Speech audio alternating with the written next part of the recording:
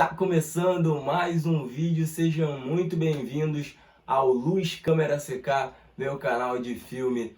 E hoje eu trago uma história que eu tenho certeza que você não conhece os mínimos detalhes. Eu vou falar sobre Jesse James Hollywood. Você conhece? Jesse James Hollywood é um americano, né? Pelo nome você já consegue perceber, mas ele tem uma grande relação com o Brasil. Ele foi adaptado para o filme Alpha Dog e a gente vai fazer essa comparação da história real e o que foi para adaptação. E claro, o mais importante, que eu não posso esquecer de falar para você, ele foi um dos traficantes mais jovens que figuraram na lista do FBI dos anos 2000. Então vem comigo que está começando mais um Luz Câmera CK.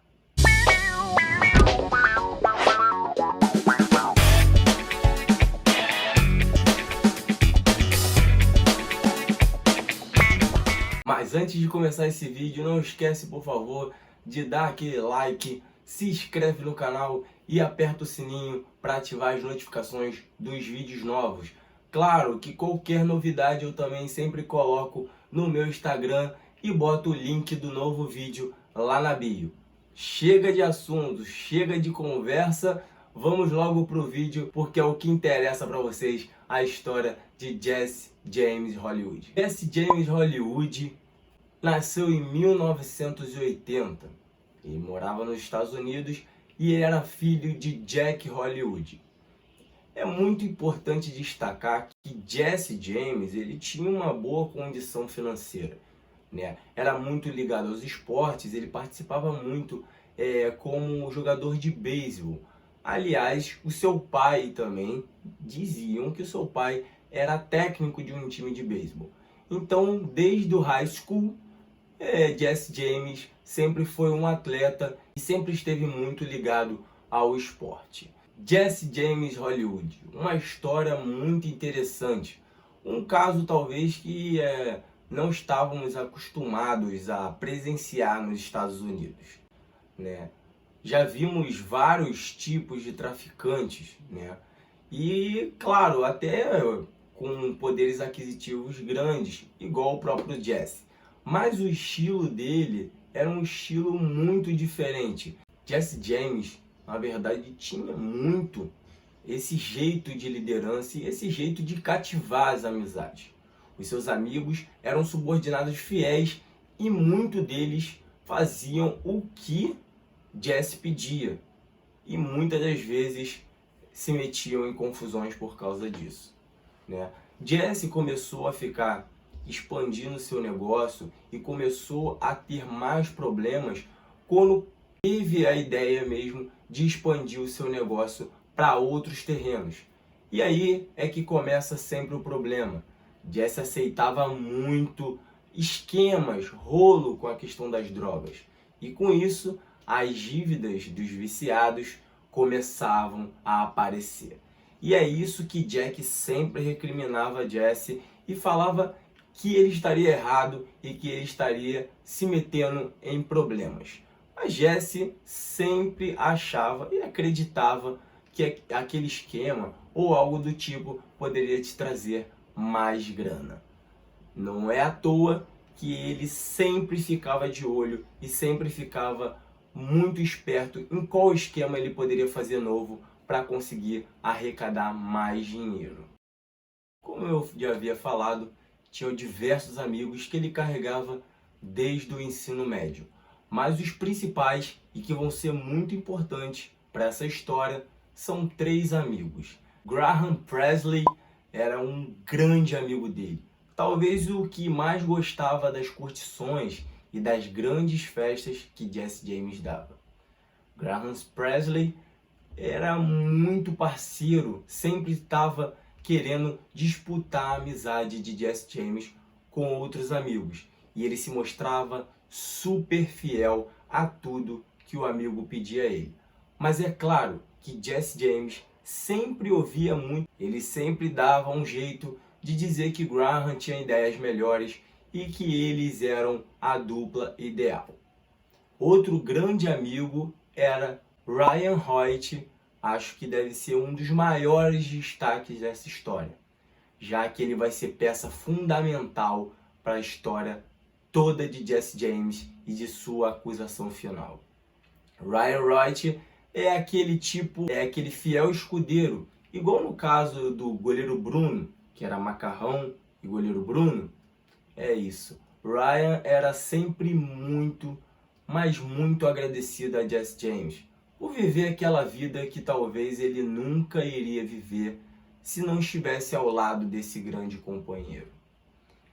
Tudo que Jesse James fazia, ele tentava se mostrar fiel e diversas vezes competia com Ryan Presley, a amizade do playboy americano. Mas o que eu gosto de sempre destacar dessa história é que Ryan ele tinha uma grande dívida, não só de dinheiro com Jesse James, mas de acolhimento. Inclusive, Jesse James gostava de sempre humilhar Ryan na frente de todos.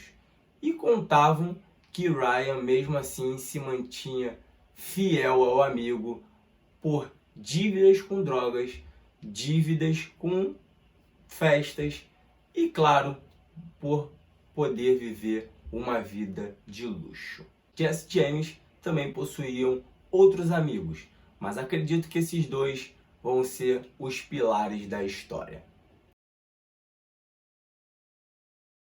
Continuando um pouco a história, Jesse James começou a ter grandes problemas.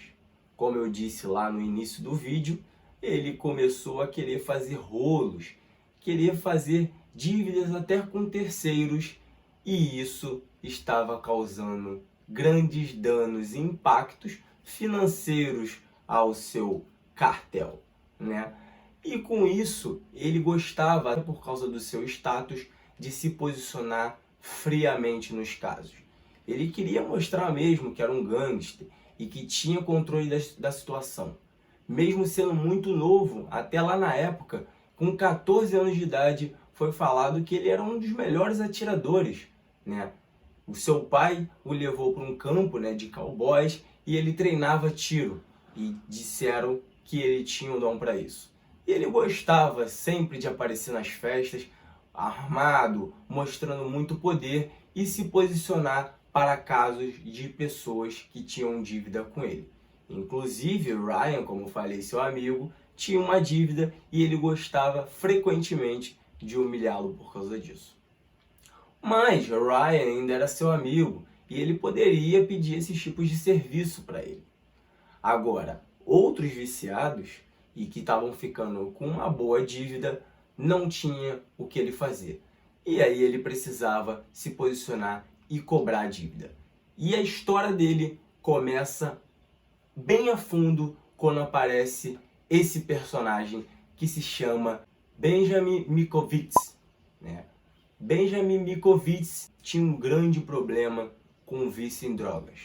E ele já teve alguns problemas com a polícia. E com isso ele acabava tendo sempre que ficar em condicional, respondendo em liberdade. E precisava estar sempre trabalhando. Seu pai já estava muito cansado e não aguentava mais ter que ficar vigiando bem de perto. Até porque Benjamin deles é o que já tinha um pouco a idade mais avançada. A família dele, ele já morava sozinho e ele tinha um irmão. Esse irmão, eles não eram da mesma mãe. Então diziam que eram um meio-irmão, né, por parte de pai. Esse irmão se chamava Nicholas e ele também vai ser fundamental para essa história. Ben começou a dever Jesse James Hollywood. E um dia, numa grande festa, Ben chegou para conversar com Jesse James e disse que não tinha o total do seu dinheiro. Ele devia aproximadamente em torno de $1.200.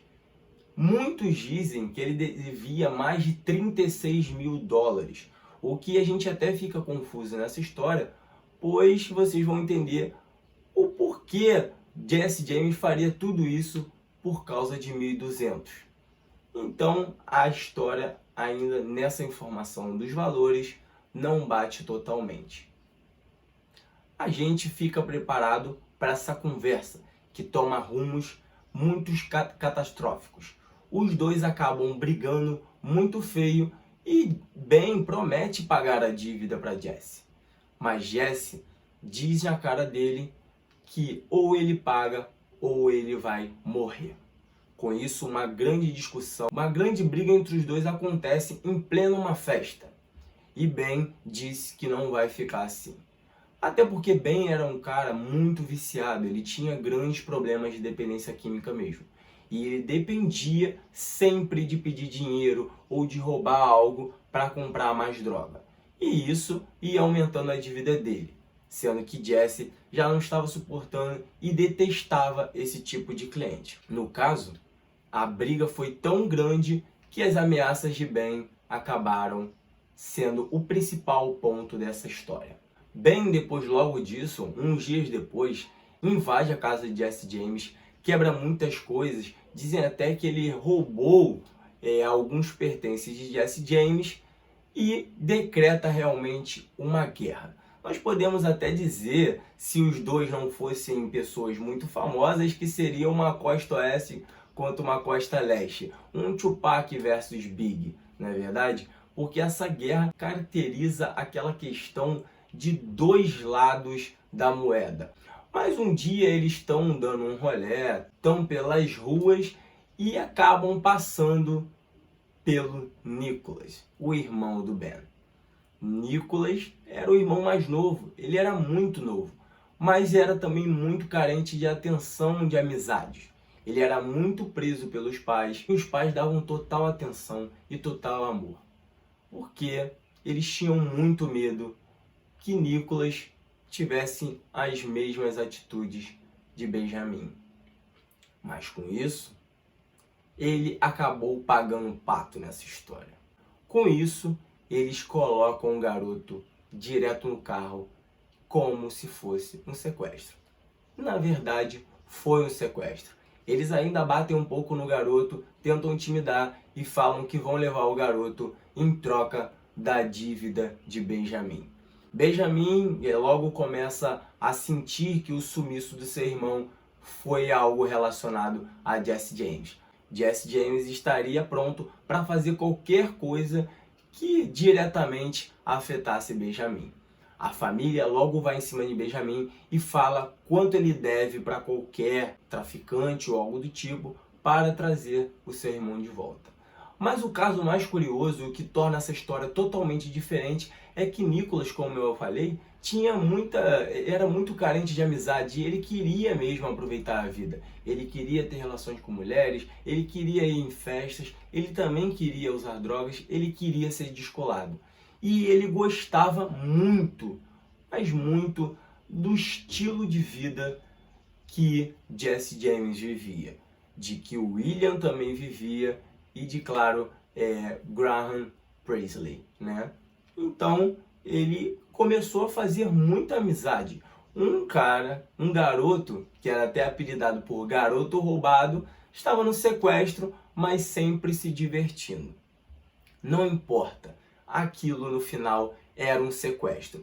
Por mais que pensassem direto que eles poderiam falar que não foi um sequestro e que só estavam passeando e aproveitando e curtindo com o garoto, no final todo mundo ia acusar eles de sequestro.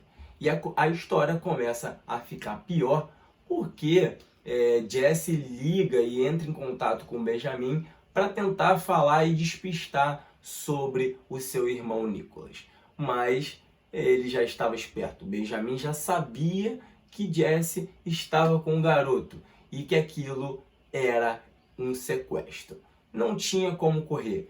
Jesse estava desesperado e frequentemente falava com seus amigos que todos iam pegar prisão perpétua sobre o sequestro. Jack, seu pai, ainda orientou, falando junto com o advogado, para que ele se entregasse e que se contasse a história, tentando desfigurar esse sequestro, que ele poderia pegar ali no máximo 2 anos. mas ele não acreditava e sempre voltava à história da prisão perpétua. Com isso, Nicholas, aproveitando muito a vida e gostando da vida que estava levando com festas luxuosas, drogas e, claro, até perdendo a sua virgindade, o garoto não queria saber mais de nada. Estava ali no meio dos verdadeiros amigos e até falava que estava fazendo aquilo pelo irmão, que o irmão uma hora ia pagar e ele iria poder voltar para casa. Jesse percebendo isso, que figurava em um sequestro mesmo, e que de uma maneira ou outra, até o menino não falando nada, poderiam fazer deduções por causa da briga de Benjamin e Jesse James, não teve jeito. Ele pensou em sumir com o garoto. A história mesmo de Jesse James, mais do que até o tráfico de drogas, o que configura todo o crime dele e o que fez ele pegar no tribunal uma sentença muito, mas muito dura, foi a morte de Nicholas. Ele arquitetou tudo, chamou Graham Priestley para fazer a execução, mas os dois ficavam negando, até porque eram muito próximos do garoto roubado. Eles não queriam participar daquilo, não queriam machucar o garoto e toda hora caçoavam da ideia de Jesse, achavam que Jesse estava brincando. No final, claro que iria sobrar para Ryan, né? Ryan, o verdadeiro capacho de Jesse, fez o serviço por mais ou menos em torno de $2.500. Dizem até as más línguas que ele devia muito dinheiro, então na hora que Jesse fez, ele se mostrou como um aliado. Ele, junto com o Priestley, levaram o menino para uma zona rural e começam a fazer a execução. A execução foi de uma maneira brutal. Disseram que eles deram uma pancada na cabeça do garoto e depois, com uma Tech-9, uma metralhadora, acabaram fuzilando o pequeno Nicholas, o garoto roubado. Então, Jesse James, com isso, começou a ver que não ia ter jeito e que o circo ia apertar. 5 dias depois, apenas 5 dias, descobriram onde estava o corpo e não teve jeito. Jesse James falou com cada um e decidiu sumir. Ele sumiu. O mais interessante dessa história é porque ele conseguiu ir para longe, para um lugar fugindo, né, da polícia, para um amigo, né, distante. Esse amigo ainda o levou para a fronteira para ele ir para o México e depois ele desistiu de ir para o México. Ele parecia totalmente atordoado. Ele não conseguia se concentrar e sempre pedia por um novo destino para esse amigo. Até que o amigo o deixou, né, em sua casa e dizem, né, na verdade, nada comprovado, que Jack ajudou o filho a sumir do mapa mesmo. Importante destacar que Ryan, Priestley, né, estavam envolvidos diretamente na morte do garoto e também pegaram condenações duras que eu vou estar falando no final do vídeo. Então, essa é a verdadeira história de Jesse James. E Alpha Dog é o filme que conta essa história. Alpha Dog é um filme muito cuidadoso e ele gosta de contar a história fielmente. E esses pontos que eu vou falar sobre a obra e o que tiveram de diferença da história real para a história fictícia. Alpha Dog poderia até ser um filme mais robusto, um filme mais grandioso, mas ele tem um papel de verdade de criar uma narrativa que seja totalmente fiel ao que aconteceu. É claro que num filme de Hollywood, em qualquer filme, adaptações acontecem. O filme ele tem a história totalmente parecida e ele faz diversas brincadeiras que são super importantes. Até como o final que Jack dá uma entrevista dizendo que não sabe aonde o filho está. Isso é incrível.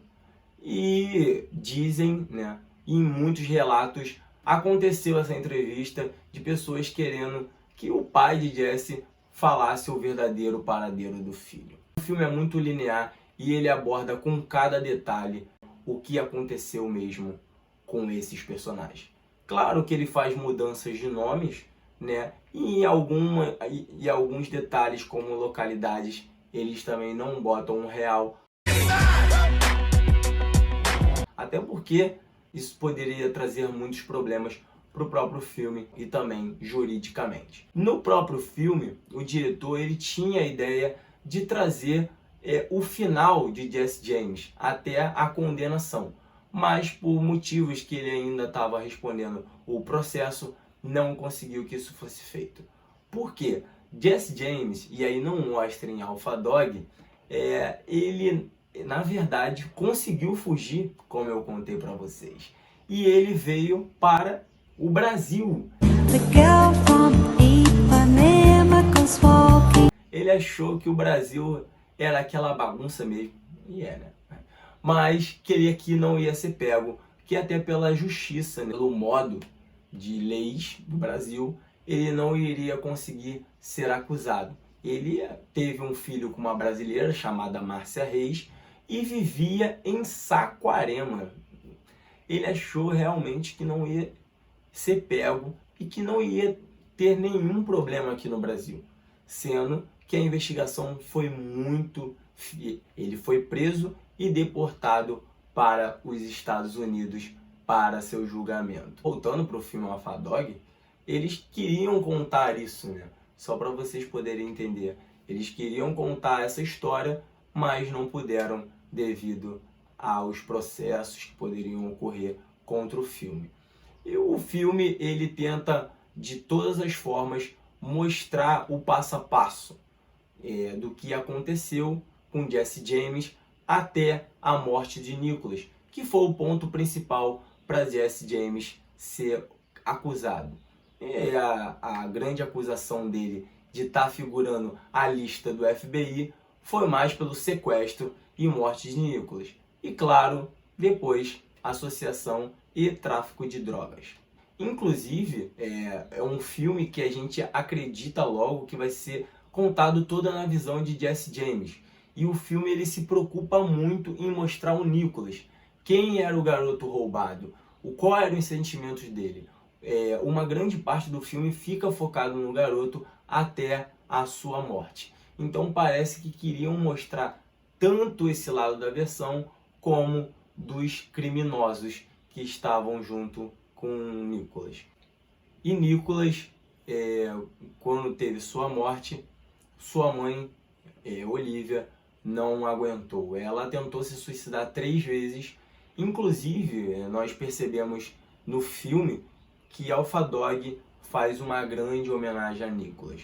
Ele quis contar na visão do garoto, até para fazer uma grande homenagem para a mãe.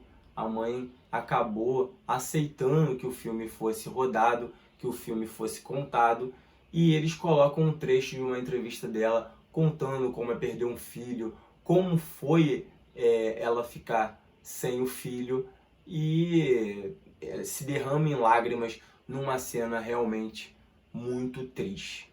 Então, Alpha Dog ele cumpre esse papel de contar a história com cada detalhe e até apresentando as testemunhas que viram o garoto roubado quando estava transitando com Jesse James e seus amigos. Ele pega pontos pequenos e também quer contar e mostra essas entrevistas reais e faz essa pequena homenagem a Nicholas, que morreu assassinado depois do sequestro. Então é isso, eu vou ficando por aqui. Esse vídeo foi falando de Jesse James Hollywood, o traficante mais novo que figurou na lista do FBI, né? E não deixem de ir lá assistir o filme Alpha Dog, que conta toda a história desse criminoso dos Estados Unidos. Tá? Eu vou ficando por aqui. As correlações entre a história real e o filme não são tão grandes, até porque Alpha Dog tem mesmo esse papel de contar a história em detalhes. Ele só faz a troca de nomes, vamos dizer assim, dos personagens, mas ele é bem fiel e tem uma pequena mudança ou outra. Então pode conferir, porque lá nessa adaptação você vai conseguir ver puramente a história de Jesse James Hollywood e se eu contei tudo certinho aqui em mínimos detalhes para você. Beleza? Eu vou ficando por aqui. Muito obrigado pela sua companhia. Não esquece de compartilhar esse vídeo. Não esquece de dar like, né? E de enviar para os seus amigos. É muito importante para me ajudar aí a crescer no YouTube. Beleza? Até a próxima. Luz, câmera, a secar.